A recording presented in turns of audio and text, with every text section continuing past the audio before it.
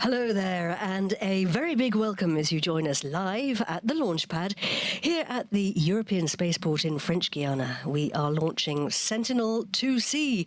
It's a satellite to monitor our planet for the European Space Agency and the European Commission, and it's up there inside what we call the fairing. About 15 kilometers or so from the pad is the Mission Control Center. Teams in here going through final preparations inside what we call the fishbowl, that protective glass there. I'm Katie Haswell, and I'm here in the mission control in the commentary box with Damien Valadez from Arianespace. Thanks for being with us, Damien. Great to be here, Katie. We are launching the light lift at Vega today, yeah? Yeah, and Vega is the first generation in the Vega series. Today it's its last flight before passing the baton to the upgraded version Vega C. Indeed, more on that to come, but first let's go over to the flight desk now and to the CEO of Arianespace, Stéphane Israël. Hi Stéphane, thanks very much indeed for taking the time to chat with us. How are the final operations going? Everything is going very well. All the parameters are now green. You know that to make the launch tonight, we need the basis to be ready, and the basis is ready. We need the satellite to be ready, satellite Sentinel-2C, which is ready, and we need our launcher to be ready after the final preparation, and the launcher is ready. Good to hear. And this is an important mission, isn't it, Stéphane, for Arianespace? Yes, for sure, because this is the fifth satellite we launched for the Copernicus constellation, the fifth Sentinel, after 4 successful launches. And you know that in Arianespace we are very motivated to use space for a better life on Earth. Second, this is a satellite we launched for ESA and for the European Commission, and our mission is also to give Europe with an autonomous access to space. And last but not least, this is our 22nd Vega, the last of the first Vega generation series. Indeed, and we're getting close now to launch of the last Vega. What can we expect to happen? Yes, so we are going to lift off at 10:50 p.m. Local time. We are going to lift off towards the north. We will have the separation of the 3 stages, and after 6 minutes, a little more, we will have the ignition of the AVUM upper stage.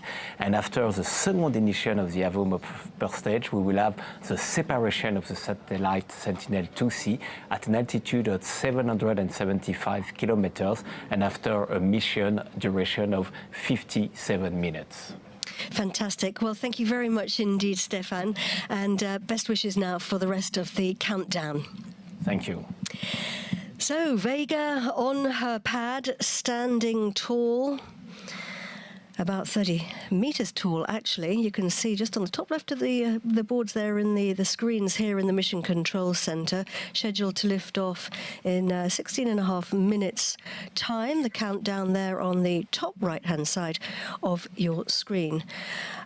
Vega is going to be lifting off, as I said, in about 16 minutes, Damien. What happens after that? So Vega is composed of 4 sections. We call them stages. Their names roughly match the mass of their propellant in tons. So when the P-80 engine ignites, Vega heads north, and we can see its flight path actually on the right-hand side there. So the first stage will provide thrust for about 2 minutes, and it will then be separated once empty. The second stage, or Zefiro-23, will take over for about 2 minutes and keep on increasing Vega speed.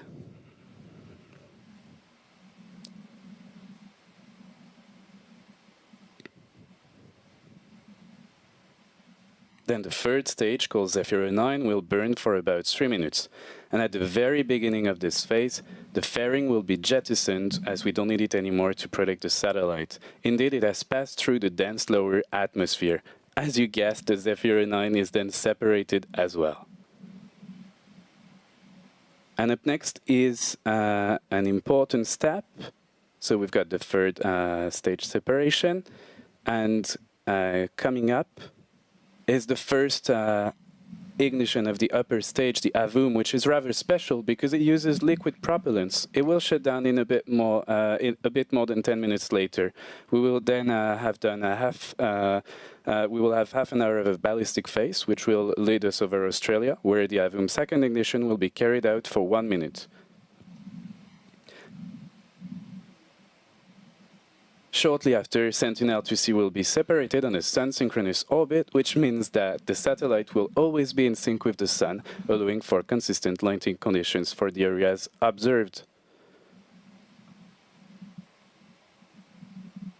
And the last step of this VV24 mission is a third EFeuEm boost to reduce altitude and avoid living debris orbiting Earth. Very important. And Sentinel-2C is part of the world's most advanced Earth observation system.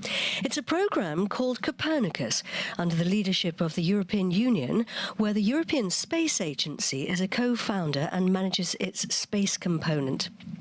Day in and day out, the Sentinel satellites monitor our planet, giving reliable and up-to-date information. Yeah, they work in pairs. It's basically twins in space, monitoring land and coastal waters. Sentinel-2A and B are already in space. 2C is going to replace 2A to continue the service and replenish the constellation. Indeed. So let's take a closer look now at Sentinel-2C.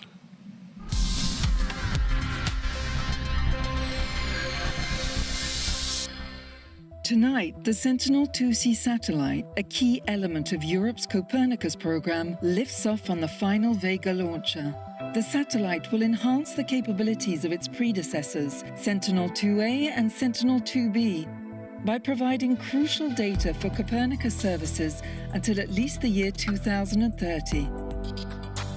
Equipped with a range of cutting-edge instruments, Sentinel-2C delivers high-resolution images in 13 spectral bands, allowing scientists to accurately track changes in the Earth's surface, including in vegetation, soil and water cover, among others. Thanks to the Copernicus Sentinel-2 mission, we are also able to monitor floods, fires and volcano eruptions. The two satellite constellation will systematically monitor the entire planet. Additionally, they will provide near real-time data for disaster response. Just like all Copernicus Sentinel satellites, 2C makes high-quality, up-to-date imagery freely available for a wide range of uses worldwide. This data empowers informed decision-making in environmental management and policy development. Designed and built by a collaborative effort involving over 60 companies led by Airbus Defence and Space, it is an outstanding example of Europe's excellence in developing advanced technology and managing a large project on a multinational basis. The Sentinel satellites are part of Copernicus, the Earth observation component of the EU space programme, managed by the European Commission EC and in partnership with the European Space Agency ESA. By joining its predecessors, Sentinel-2C will contribute to delivering crucial insights for future generations. So as we heard there, the Sentinel-2s are a great example of Europe's technological expertise as a space power, and built by a consortium of some 60 companies in Europe and the US, led by Airbus Defence and Space in Germany, with Airbus France responsible for the innovative high-resolution multispectral imager. Yes, and it's the first Earth observation mission of its kind to include 3 bands in what we call the red edge. But what's the red edge? It's a special type of light beyond the visible red spectrum. It is used to detect subtle changes in plant health invisible to the naked eye. That means that the Sentinel-2s give us key evidence about the health of the world's vegetation. It is very important for global food insecurity, and they can also help in urban planning, decision-making during emergencies, or understanding our coastal water, which is very important as we face demand for water. Yes, indeed. And of course, Sentinel-2C is travelling on board the light launcher Vega, as we said earlier. It was designed primarily to carry small satellites like Sentinel-2C, Earth observation and scientific payloads to different orbits close to Earth. And today is the last flight for the first generation base model, so it's kind of important, isn't it? That's right. We launched the first Vega from the Spaceport 12 years ago. So today is the 22nd launch, and next we hand over to the upgraded version Vega C. The Vega program is a great example of teamwork between 10 European countries. Yes, and of course the prime is Avio, the prime contractor for Vega and Vega C, and Arianespace operates it. Vega has delivered some very important spacecraft over those 12 years, so I think this is a very good time for us to take a look back at the highlights of her career. 4, 3, 2, 1, top. Allumage les 4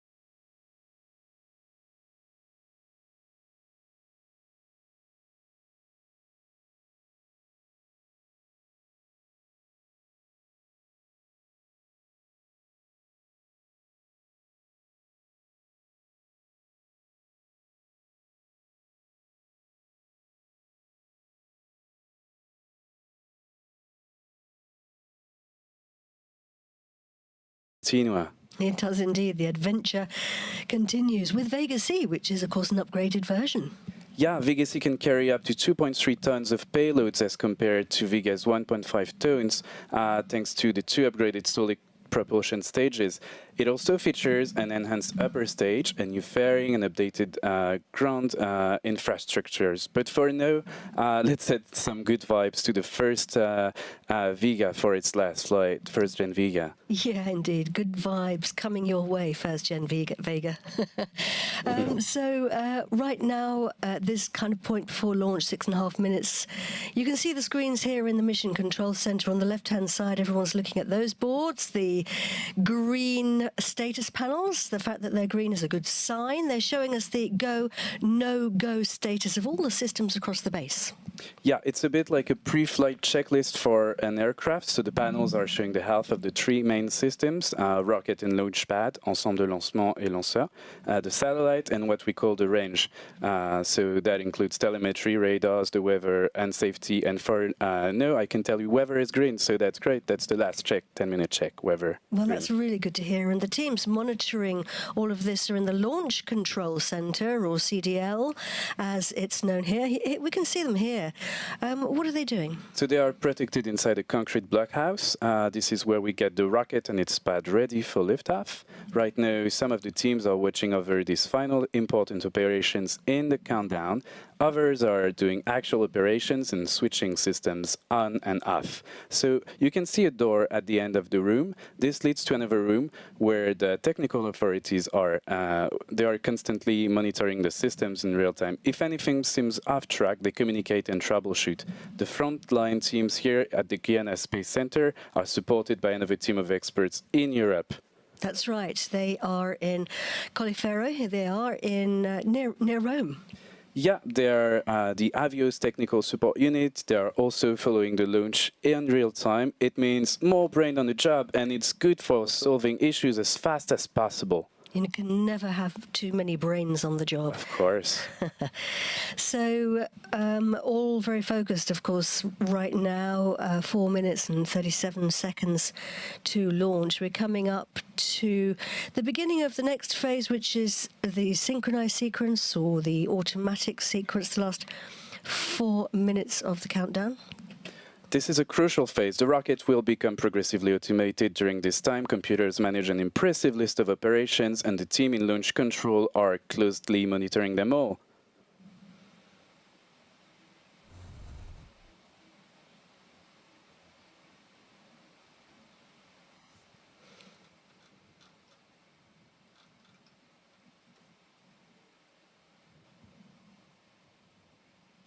I couldn't hear there, but I think we have announced the beginning of the synchronized sequence.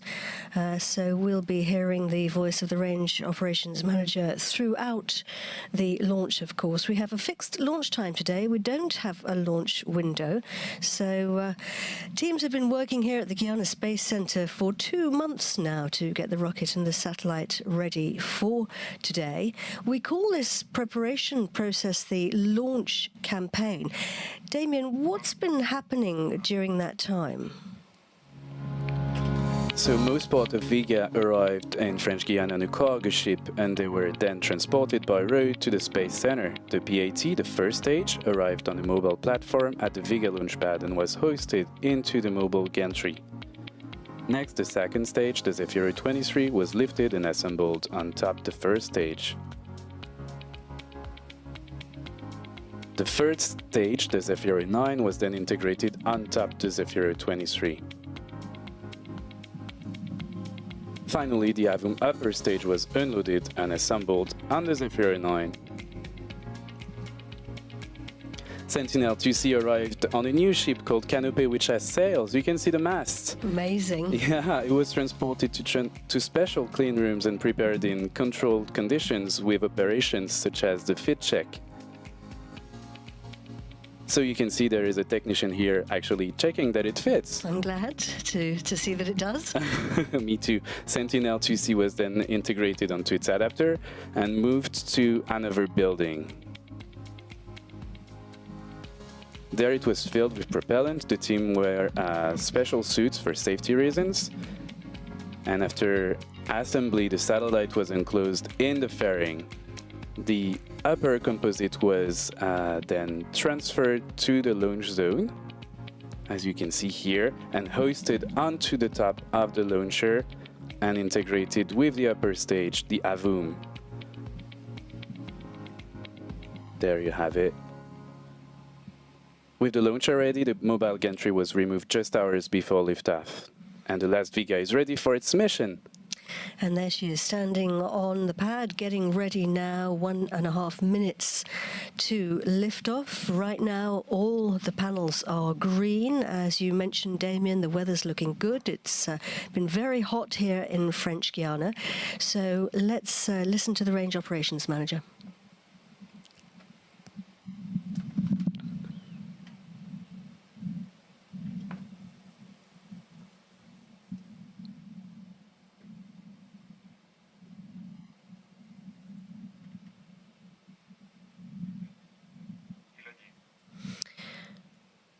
Right, we are 1 minute to launch. We're live at the European Spaceport in French Guiana for the launch of Sentinel-2C. Our very best wishes to all the teams. Go Sentinel-2C.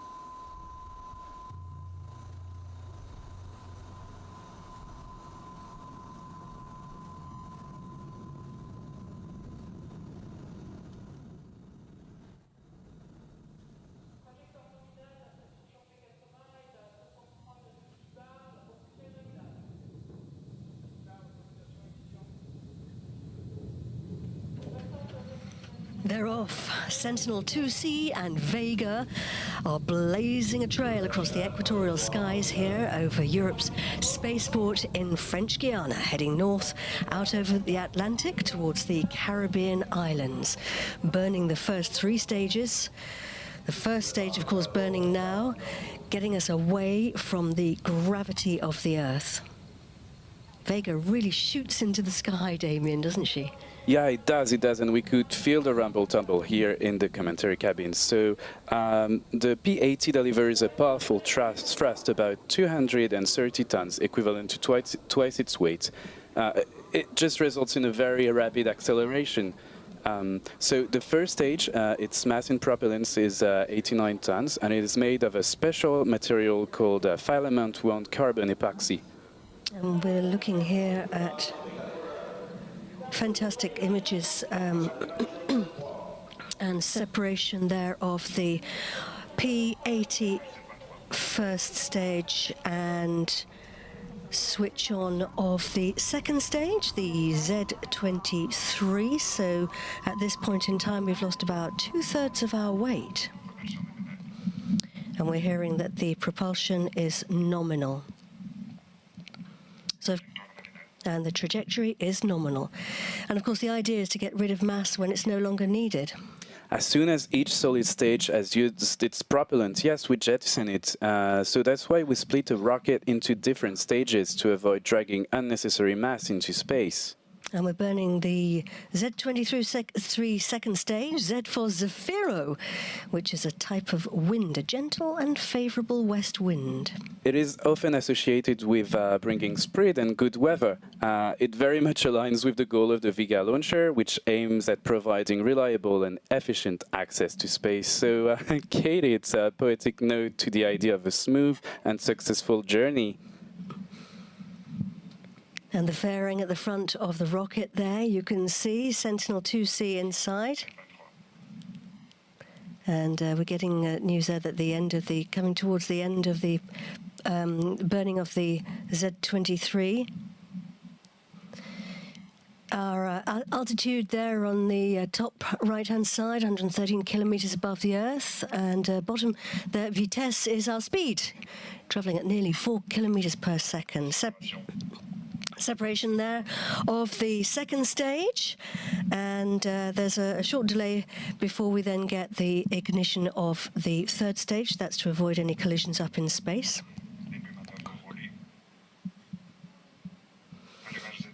Absolutely. So And we have separation now of the fairing. That's been jettisoned. We don't need it anymore. And if you look at the altitude, we're 130 kilometers above Earth. We're hearing that the propulsion is nominal, and so is the trajectory. Everything going according to plan. And we can see Sentinel-2C, Damien, for the first time. It's that gold structure at the front. Yes, so we can see the 3.4 meter long satellite attached to the AVUM upper stage. So the gold part is a thermal insulation. It was specifically designed in the 50s to protect satellites from the extreme temperatures in space. And since then, it has been developed for all kinds of uses here on Earth. That includes emergency blankets, like the one you might have in your car. Well, I don't actually have one in my car, but I know the ones you mean. They're very crinkly and noisy. And you can see there we've lifted off from the Guiana Space Center. The Galileo was the tracking station here, and now we're using the Saint-Jean-du-Maroni. And if you look at the picture there, you can see there's just one solar panel today. Yes, it is to maximize reliability and efficiency while meeting the satellite's power requirements. So satellites must be as lightweight as possible, as you know, and every kilo counts, every little helps. And so the speed should go just a bit under 8 kilometers per second, so we are heading toward that. And everything is going according to plan. Everything is nominal. These images on the right-hand side are the computer-generated images. They're kind of a 3D animation of what's been planned right now in space, and they're pretty well as close as we can get to real-time imagery, aren't they? Yes, so our mission analysis teams plan a precise set of events, and we put that in a computer, and it shows us the behavior that they have predicted, that includes orientation with respect to the Earth and the Sun. We put a lot of effort into it to make it true to life. The satellite is modeled from 3D plans, obviously. For the textures of the different parts of the satellite, we use photos to try and reproduce how they really look like. For instance, the thermal insulation that we just mentioned. And it's really useful to have those images because, of course, the problem with space is that it's in space, so you actually can't see what's happening. Getting close now to separation, there we go, of the third stage. That's been confirmed. And so we've got away from Earth in 6.5 minutes. This is the speed, of course, that we're traveling, 7.5 coming up to kilometers per second. So we can really start the next phase of the flight now, Damien. Our flight path takes us up north. We're heading up over the Caribbean towards the east coast of Canada. We're crossing the Arctic and back down over Southeast Asia to the west coast of Australia, and that's where we're going to be releasing our satellite. Why north? So the satellite will be in a fixed position over the Earth, north to south, with the Earth rotating below it. Imagine, Katie, you're peeling an orange stripe by stripe. I'm just going to stop you there. We've had confirmation of acquisition of signal at Bermuda. So yes, stripe by stripe. Yes. The Sentinel-2s peel very wide stripes. Each swathe is nearly 300 kilometers, so they can image our entire planet in 5 days. Amazing. And we've got the switch on time now. This is the scheduled moment to switch on the engine of the AVUM upper stage. We have that confirmed. This is an important moment, actually, in the flight. Trajectory is nominal, we're hearing. We've really started the next phase now of this part of the journey because the AVUM or AVUM has taken the wheel, and its job is to deliver our passenger to its required orbit. Yes, it must be very precise. We must release Sentinel-2C on exactly the right injection orbit, nearly 800 kilometers altitude, with the correct inclination, which is 98.5 degrees. But first we have to get there, so the first AVUM boost is for reaching an intermediate elliptical orbit. After that stage, we'll cut off. And AVUM means attitude and vernier upper module. Bit of a mouthful. Absolutely. So in engineering, a vernier is a precision tool. It refers to the precision required of the AVUM, which can deliver satellites at different orbits.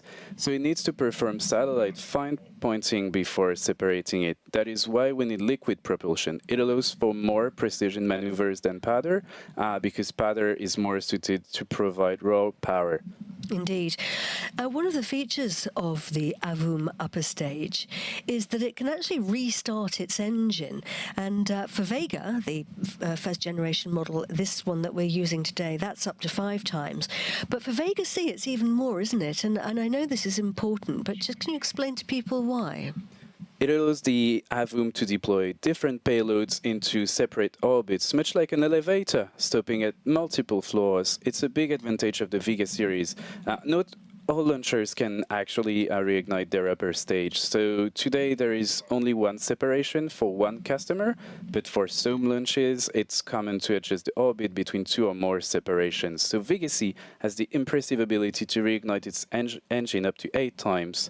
This allows us to reach up to 3 different orbits with Vega C.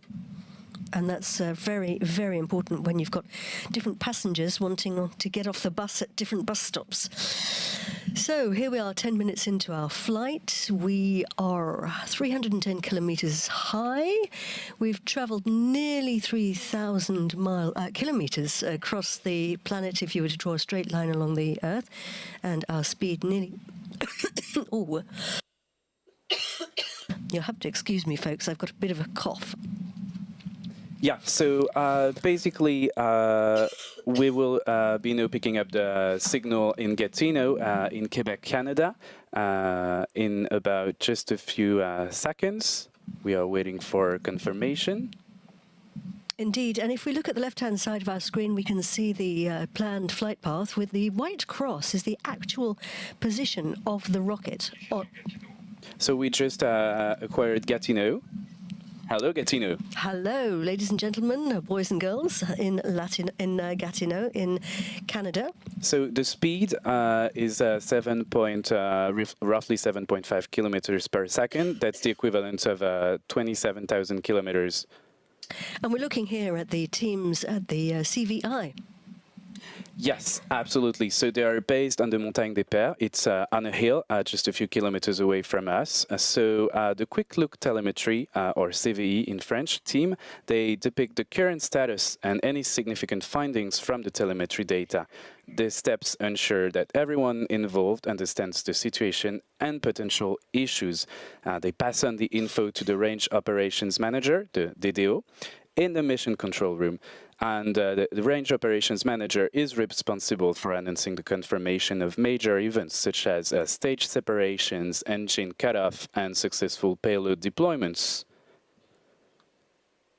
So they're doing very, very important work there. Absolutely, and everything is still nominal. Now, you might have noticed the logo for the city of Sevilla in Spain on the fairing of the rocket, and that's because this year Seville has taken over the presidency of the Ariane 2024 Community of Cities in partnership with Airbus Defence and Space. It was set up in 1998 to strengthen cooperation between people involved in the space industry. Let's hear now from the mayor of Seville, José Luis Sanz.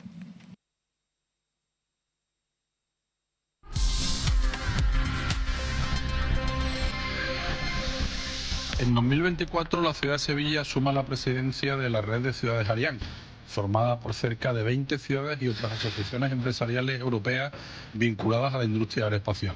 Sevilla se convierte en la capital espacial europea. Hoy somos un referente siendo uno de los principales hubs del sector aeroespacial europeo, epicentro de la industria espacial en España. Y para su celebración, Sevilla está desarrollando un amplio y diverso programa de actividades técnicas, culturales y educativas. Este gran programa es fruto de la colaboración público-privada y con la estrecha cooperación de Airbus, nuestro partner en la presidencia, pilar fundamental de la industria espacial nacional. Además, está involucrado todo el sector aeroespacial sevillano, junto con otras entidades públicas y privadas, miembros del Foro del Espacio, que representa una importante industria con más de un siglo de existencia y consolidada, con compañías representativas como pueden ser Alter Technology, SolarMensch o CATEC. Es todo un honor que bajo nuestra presidencia de Ciudades Ariane se celebre el vuelo inaugural del Ariane 6 en el Puerto Espacial Europeo de Kourou, en la Guyana francesa.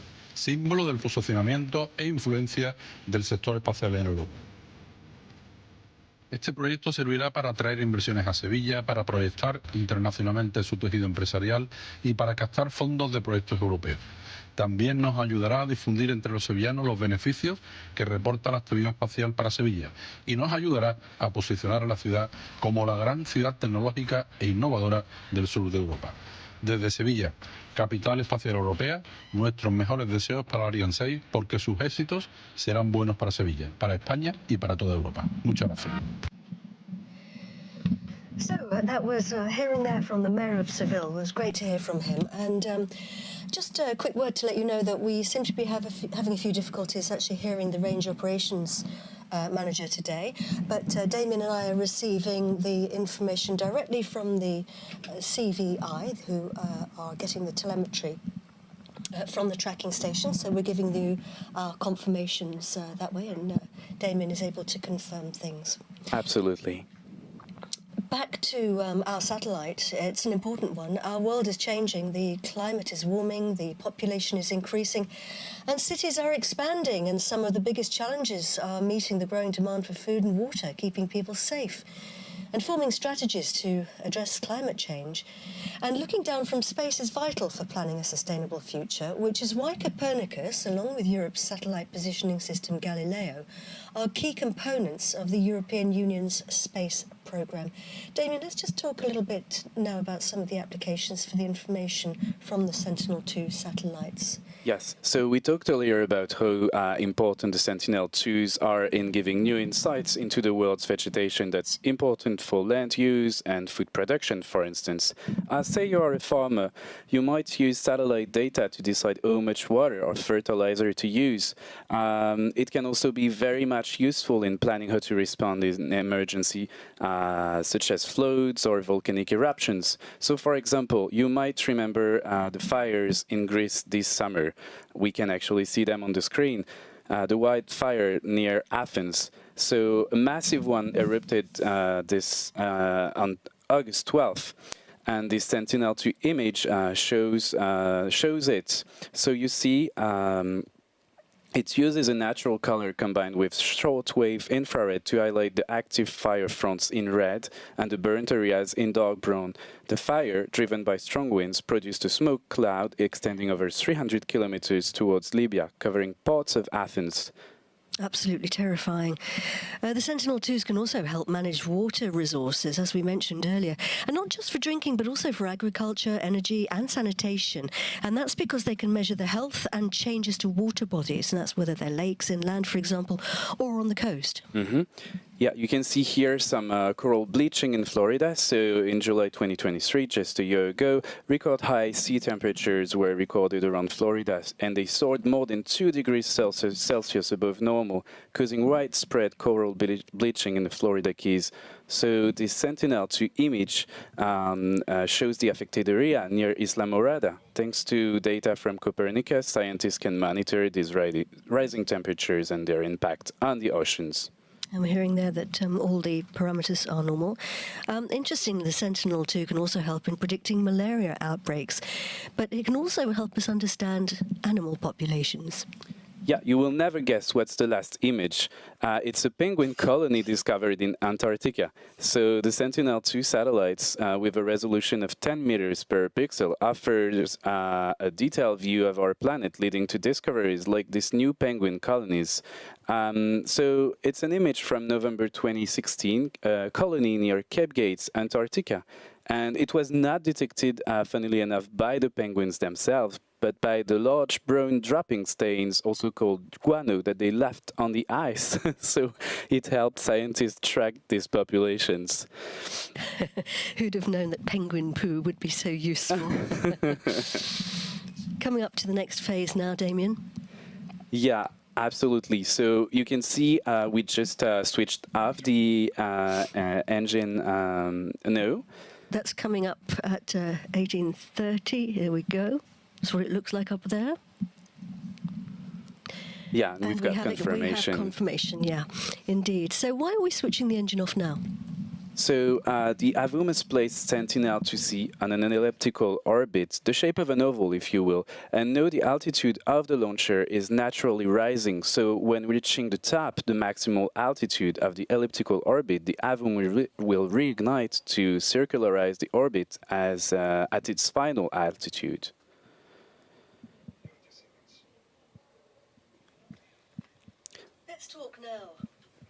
Let's talk now about Space Team Europe. It's in a mission like this, it's always the result of years of teamwork across Europe, and relationships are made and friendships are made. Space Team Europe is an initiative led by the European Space Agency, and it aims to bring people working in the field of space under the same umbrella, with no barriers or boundaries between companies.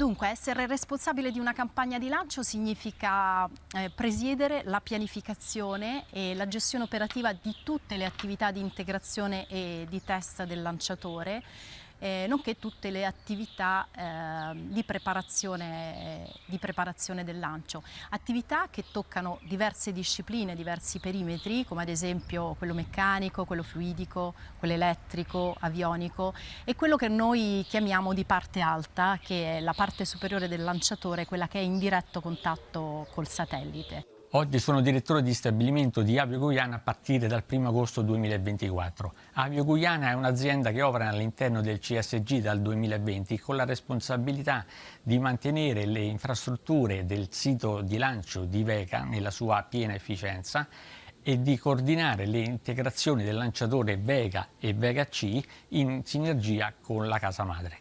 Donc moi je fais du CVI, qui veut dire du contrôle visuel immédiat.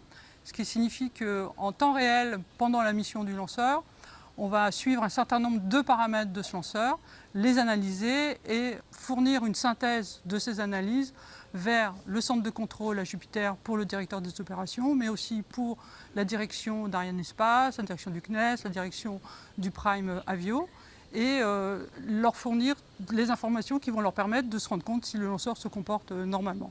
The work of the program manager consists in managing the programs, in this case, in my case, the Vega-related programs, both development and exploitation accompaniment, along their lifetime. The lifetime of a program starts with the definition of the program proposal, the submission to the Ministerial Council.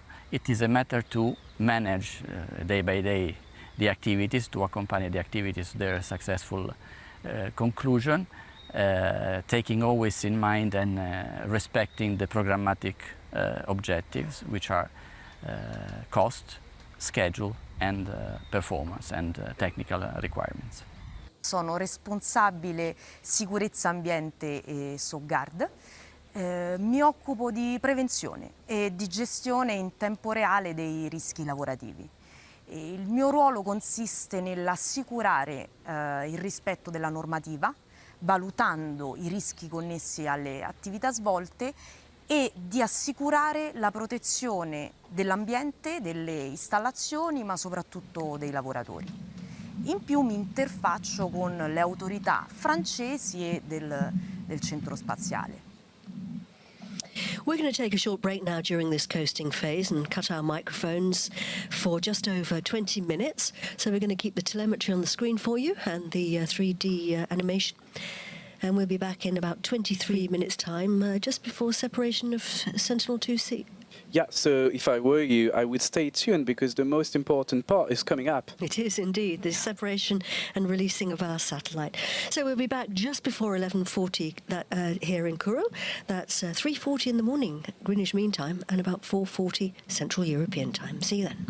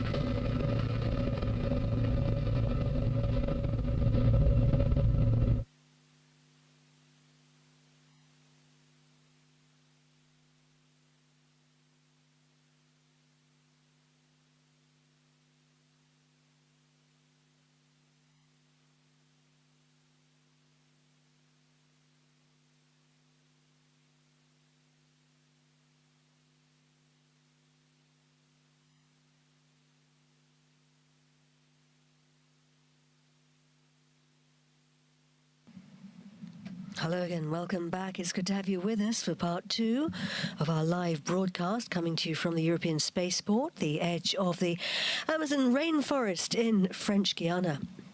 We're 50 minutes or so into the launch of Sentinel-2C. It's an Earth observation satellite for the European Space Agency and the EC. You saw it there, lifting off from the pad here at the Guiana Space Center. Very beautiful images of the Vega launcher. Right now, Sentinel-2C is hurtling through space, attached to what remains of the rocket on its way to the orbit above Earth, just under 800 kilometers, about 775, where we will be releasing it. Yeah, so that's actually 7.4 kilometers per second, and that's our speed now. So we lifted off at 10:50 Kourou time. It's the last Vega. So at 7:36, we switched on the efeuEntertainment engine for a 10-minute burn. We had a ballistic phase for 36 minutes. It's still ongoing, and in a few minutes, the efeuEntertainment is scheduled to switch its engine back on in 4 minutes, and we'll separate Sentinel-2C shortly after. And on the left-hand side up there on the top of the screen is the trajectory, the white cross, the planned trajectory, the white cross is the actual launcher, the position of the launcher, the altitude on the right. We're actually at nearly 800 kilometers, 792. We've traveled 18,000, nearly 19,000 kilometers across the Earth if you were to draw a straight line. And our speed at the moment, we're traveling at 7.42 kilometers per second. So a reminder, if you're just joining us, that Sentinel-2C is going to replace Sentinel-2A to continue the important work of Europe's Sentinel-2 satellites. They're looking down from space to help us better understand our planet, and they have some very clever technology on board, right, Damien? Yes, so the telescope and mirrors are made. He's just telling us that we have acquisition of signal at the new Norcia tracking station. Yes, that's great news. So the telescope and mirrors are made from silicon carbide, a material first pioneered by Airbus. It ensures high stability and minimal distortion from temperature changes. It basically results in exceptionally clear images. So this quality is just unmatched in its category. So each Sentinel-2 satellite collects 1.5 terabytes of data per day after onboard compression. So that's a lot. Counting in 4K movies, assuming we are going for a super good quality of 30 gigabytes a movie, that means the equivalent in terms of storage of 50 ultra-high definition movies. That's a lot of movies, yeah. Indeed. You need a big hard drive to store all of those. So we have travelled, we lifted off from the northeastern coast of South America, and we flew over Canada, over the Antarctic, back down over Southeast Asia, and we're now approaching Australia. In fact, you heard there that we picked up the signal at the tracking station in New Norcia. And the upper stage is orientating itself to get ready to switch the engine back on. Amazing to think that it's only taken us about 53 minutes to get to Australia. Yeah, I mean, like you could be flying there from Paris and it would take you 25 hours. It would, indeed. So, New Norcia tracking station, that's just near Perth? Yes, about 1 hour and 30 minutes drive north of Perth. So the teams play a crucial role there in New Norcia too in supporting fast-moving satellites and rockets during the launch and early orbit stages. So it supports a variety of missions, and that includes, of course, Ariane and Vega.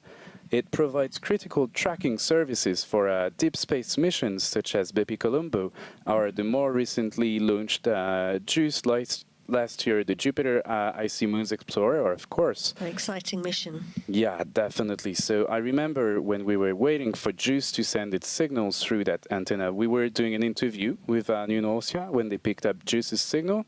We all got emotional there in Jupiter because it meant that JUICE's journey was really beginning. Yeah, it must have been. I can just imagine. Deuxième allumage de la VOM. We have a switch on of the second boost for the EVM upper stage. It switched its engine on again for the second time.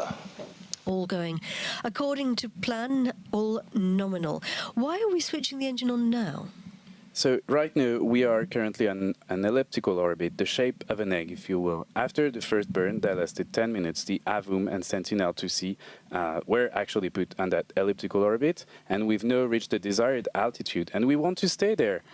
We need to turn into a circular orbit. Hence, we are doing a second burn for about just 2 minutes to circularize our orbit. And tell us about Sentinel-2C separation orbit versus this final orbit, as it were. Yeah, so it was initially placed 11 kilometers lower than Sentinel-2A and 2B at nearly 800 kilometers. At a lower altitude, it orbits Earth slightly faster. Over the 38 first days, it will gradually catch up to Sentinel-2A and B. So once in position, its altitude is raised to match the other two satellites, and this maneuver stops drifting, and it keeps the distance between all three satellites constant. Next event coming up will be the cutting off of the efeuEntertainment upper stage. We have 20 seconds left of the burn on the efeuEntertainment upper stage. That's how it looks up there in space. You can see the curvature of the Earth and the thin blue line, of course, the atmosphere of our planet. That's all that protects us from space. Coming up now on efeuEntertainment cutoff. Deuxième extinction de l'efeuEntertainment. And we have confirmation there.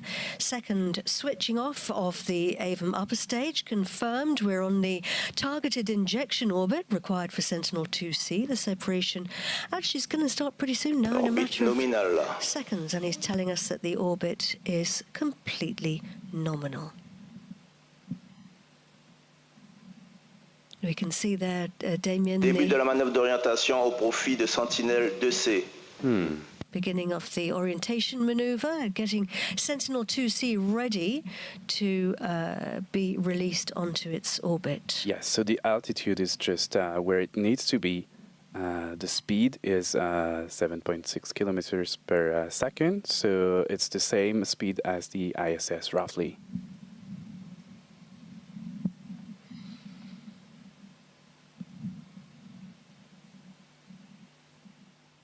Séparation Sentinel-2C. We have separation there of Sentinel-2C. That's good news. We are looking at happy faces in the Mission Control Center here, Jupiter Mission Control Center. That's excellent news. Here we are looking at the teams in the fishbowl, the operational teams. Yeah, everyone happy in the flight cell and within the client parts as well. Sentinel-2C on its way now, heading out on its own journey. We've delivered it to space, and now it's heading out to make its own life. And of course, the teams at the European Space Operations Centre and also at Airbus taking on their baby now and controlling the satellite as it goes through the early operations to commission it.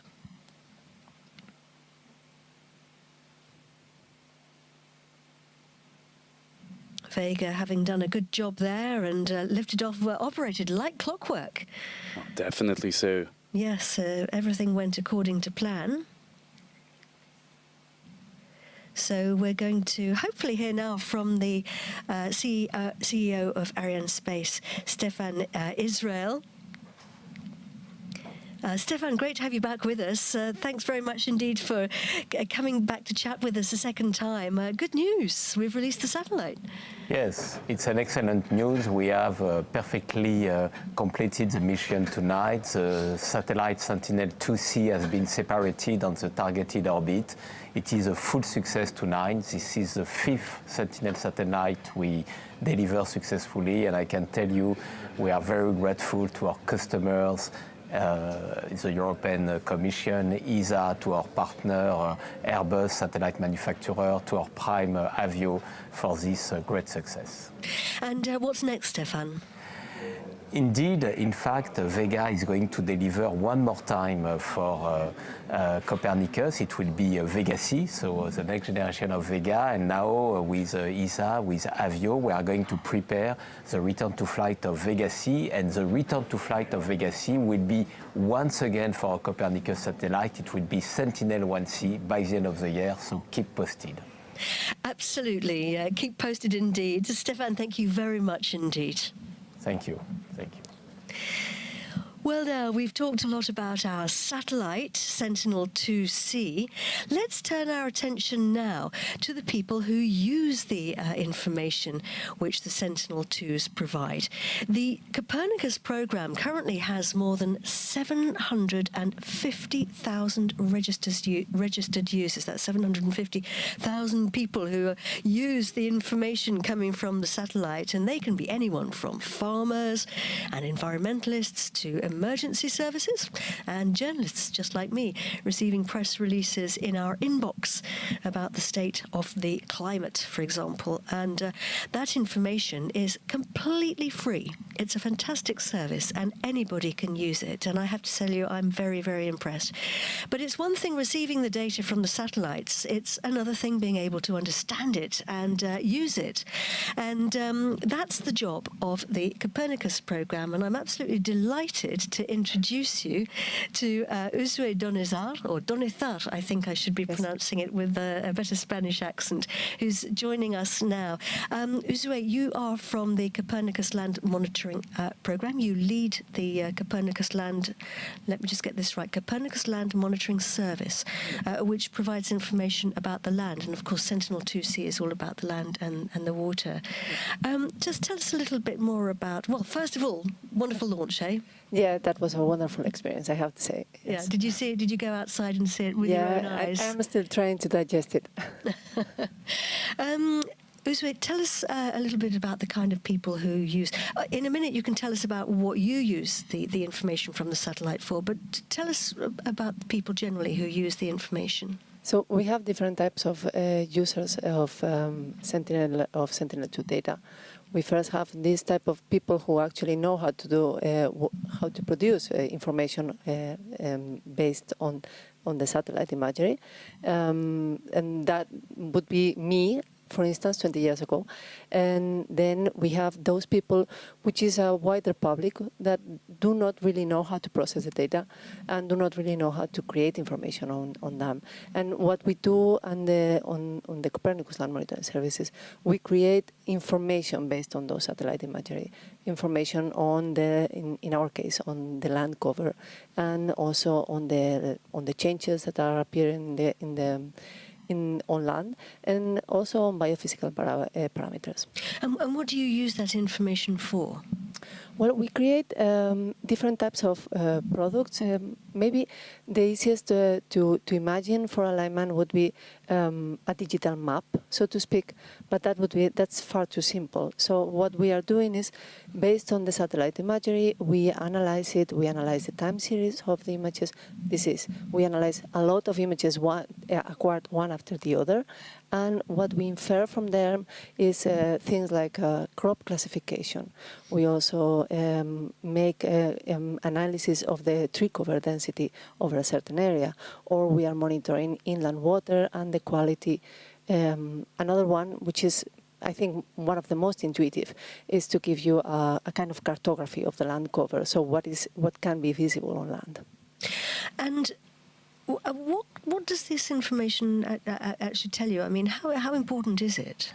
Well, it's really important in our case. So the land monitoring service, actually, it's co-led by two different entities. I am leading it at the European Environment Agency, and then the Joint Research Center is leading it at global level. So at the European Environment Agency, we are doing it only within Europe, and this is because one of our main goals is to serve different environmental policies. What we're trying to do, sometimes successfully, sometimes not so much, is to create information that can serve the policymakers to take decisions on how to protect better our environment. Now, Sentinel-2C is replacing Sentinel-2A. For anybody who doesn't understand how satellites work in terms of providing continual information.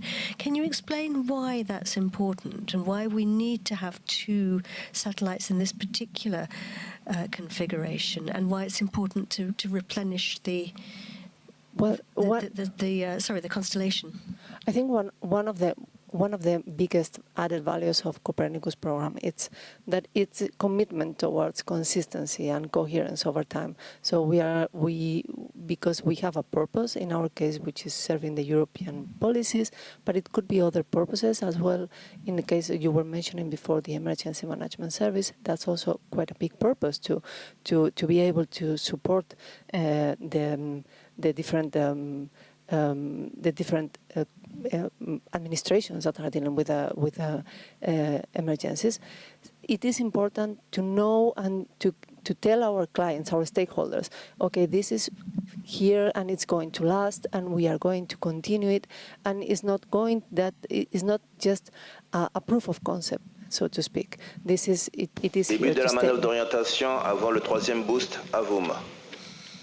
We're hearing the range operations manager there just confirming that the next orientation maneuver is beginning for the in order to for the AVM upper stage to perform its third boost, which of course will be part of its deorbiting program.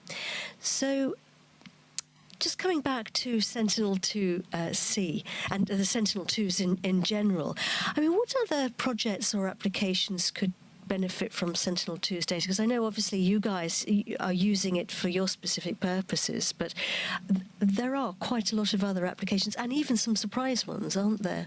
Yes, I mean, in fact, we are only doing, so we are not doing all that could be done with the Sentinel-2 because it's maybe in some cases it's not our mandate.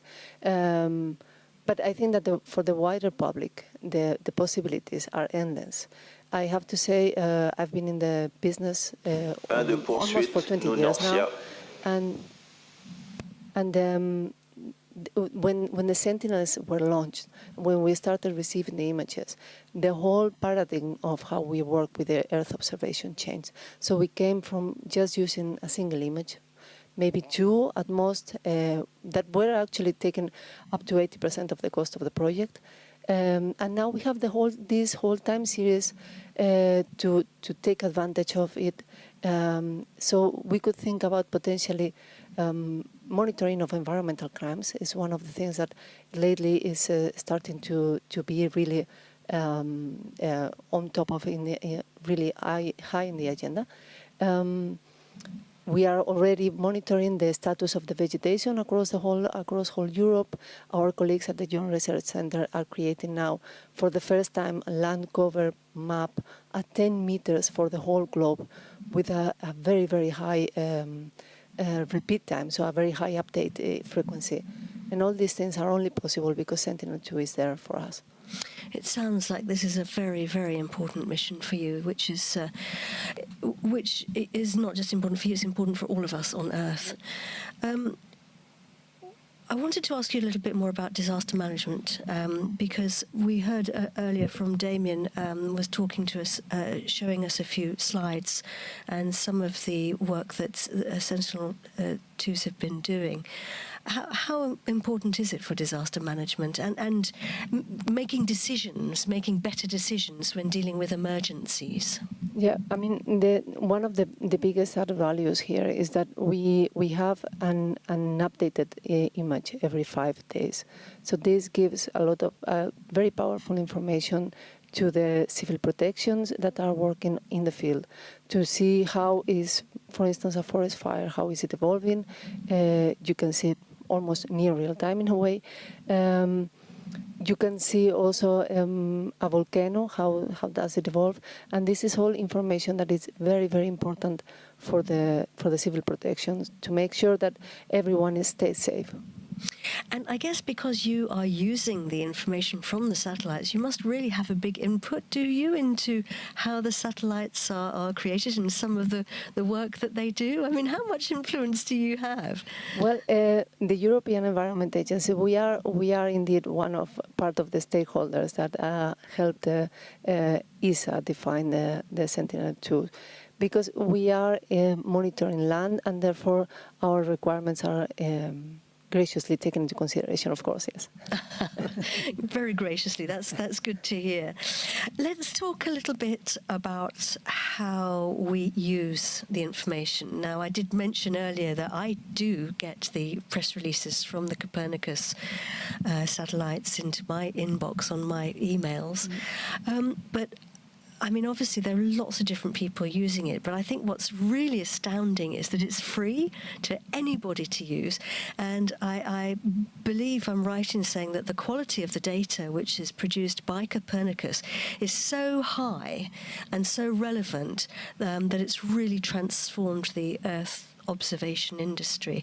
And I know that you can access it through something called the Copernicus Data Space Ecosystem, is that right? Yes, Copernicus Space Data Ecosystem, indeed. It's going to be centralizing all the data produced by the Copernicus services. And how do you use it? How do you access that?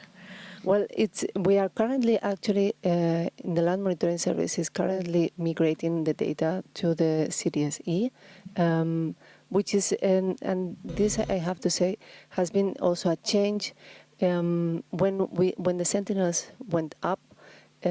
It's not only about how much information we have. We also have much bigger volumes of data as well, and that also entailed that we needed to change how we serve our users and how the users can access the data, and that is key for the correct uptake of our products. I guess really, I think as Europeans, we probably need to be very, very proud, don't we, of the Copernicus system? It's quite extraordinary. It is extraordinary, and I think we should all be, and we can and we should be very proud of what has been achieved through the Copernicus program. It is amazing that we were able to build this biggest Earth observation program in the world.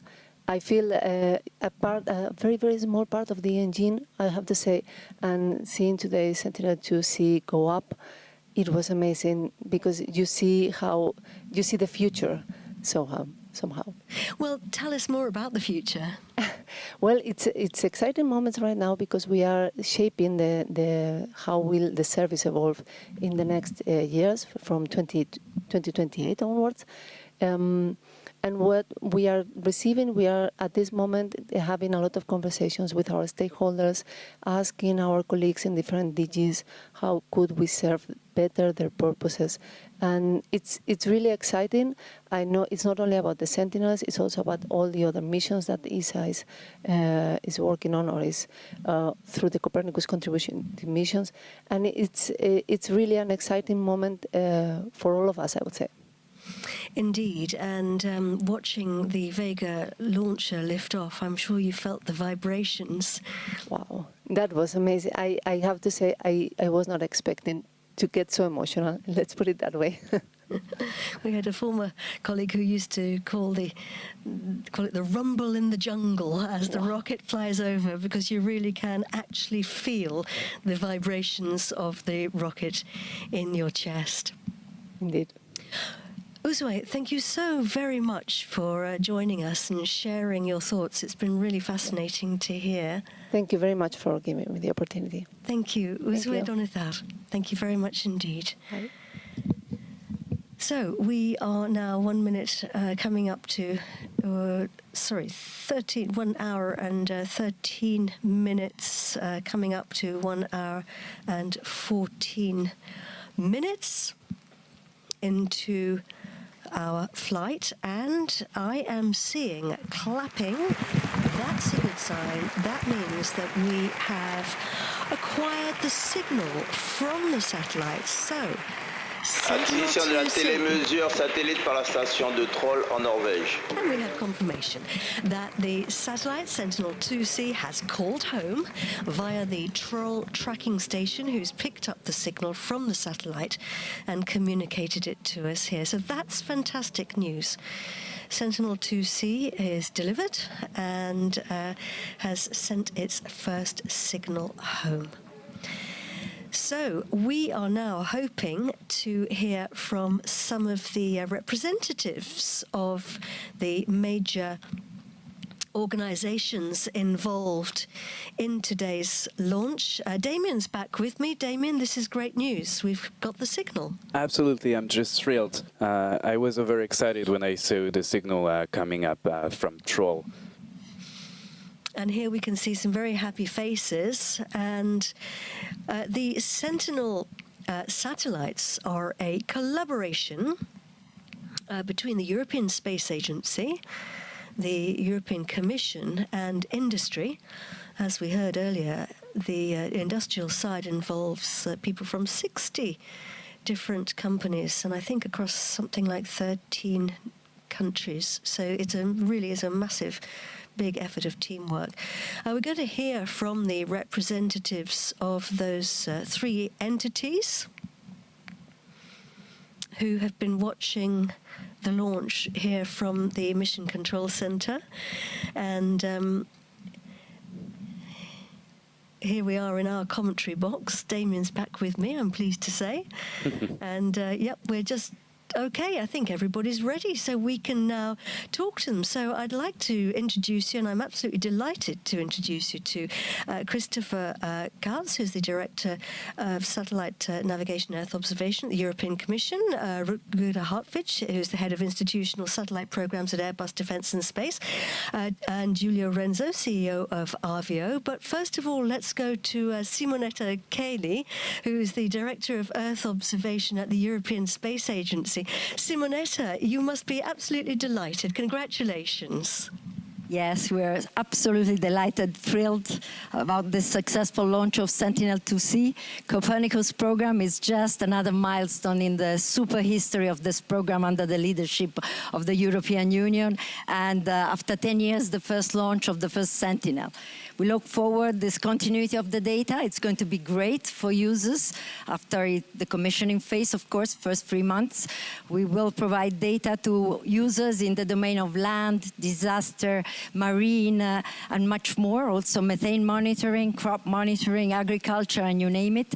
So we really look forward these new element of the Copernicus family. It's another add-on to the super history of providing an infrastructure, space one, to support the challenges of climate, environment, and sustainability. At this stage, I would only like to thank our main partner, which is the European Commission. It's a program under their leadership. We have many more satellites to launch in the coming years. We have already up and running 8 of those. And of course, I'd like to also thank a special thank you to the member states of ESA. We have quite a few here today with us in Kourou.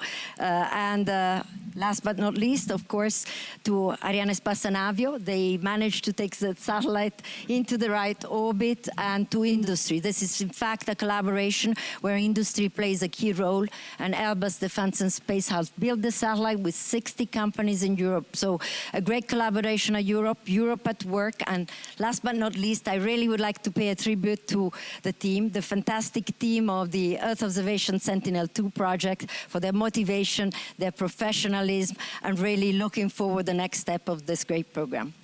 Simonetta, thank you so much. And indeed, Christophe, it really, Simonetta is absolutely right. It's been a fantastic product of teamwork, hasn't it? Yes, indeed. I would like to thank all the partners who made this launch, a very successful launch today. ESA, of course, our major partner here in this Copernicus program, Arianespace, Avio, CNES, and of course the satellite manufacturer Airbus. I would like to thank them.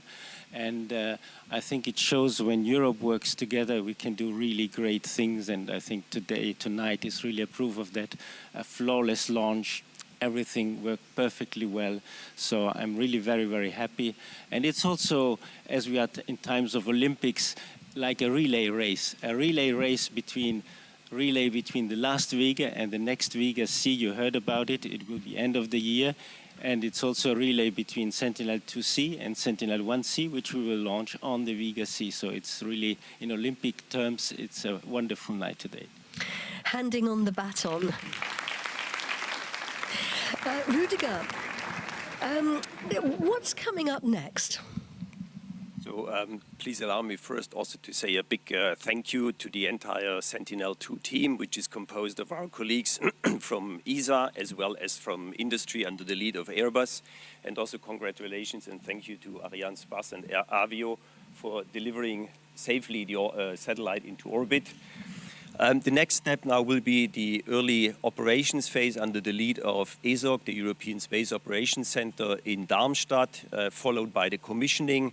And all this lasts approximately until early December, and then we go into the nominal operations phase. And that's very exciting. And over now to Giulio. Giulio, that we've seen that was the last of the first generation Vegas. Now we're looking forward to Vega C. Well, yes, you're right. This is an emotional night for us. First of all, let me thank the European Commission for the trust in our launcher, and as Christophe was saying before, Vega has been a key rocket for the Copernicus program, will continue to be, and Copernicus is a key program for Vega, so we really work together. I wish to thank them for their trust in our teams. But let me take this occasion at the end of the Vega program to thank our European partners, because this program has lasted 12 years, more than 100 satellites orbited to space. This would have never been possible without the great support of the European Space Agency that has promoted this program from the beginning. But I also like to thank Arianespace, because Arianespace has placed this rocket everywhere in the world. We have launched satellites from more than 15 countries around the world thanks to their global reach. I also wish to thank CNES. From CNES we have learned a lot. We have learned how to respect the rules of safety and many other things over the years, and I really wish to thank them. I also like to wish our Italian space agents who have supported the program from the beginning, and the Italian government who has been behind it together with the other 13 member states that have participated to this program. But let me also thank my team in Avio, who has done a tremendous job over 12 years. Many successes, but also challenging times. And I could not have a better team, trust me, because they have been able to overcome challenges and turn to success again. And this is the greatest trust you can have in your team. And I'm really glad for that. And this is the reason why, as a last note, I would like to dedicate this flight to a close part of the team, a team member who unfortunately passed away couple of weeks ago out of a very, very aggressive cancer. Mikhail Rudnik, he was the master of liquid propulsion in our team. Unfortunately, he's no longer with us, but he would wish to witness this success, so I want to dedicate this success to him. Thank you. Thank you very much indeed. And congratulations to everybody for a very successful launch. Thank you so much. So it's mission accomplished for the last Vega launcher. Over now to Vega C, of course, as we've been saying. Sentinel-2 has joined its twin in space, and it's ready to do some very, very important work. But congratulations to everybody, Damien. Yes, congratulations to the European industry for this major achievement, and to our friends at the manufacturers, and of course to all the ESA teams and to Europe. And well done to everyone at Arianespace and the Spaceport for an excellent job done. Best of luck to everybody now with the next phase of your operations. Thanks for joining us here live at the Guiana Space Center. From me, Katie Haswell. And me, Damien Valade. Goodbye. Bye.